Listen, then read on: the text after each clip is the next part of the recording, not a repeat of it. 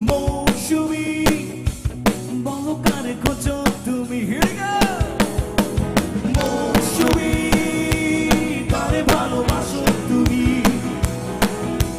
মৌসুমী বলো কারে খোঁজো তুমি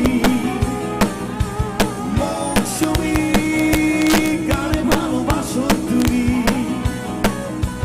মৌসুমী বলো কারে খোঁজো তুমি মৌসুমী মৌসুমী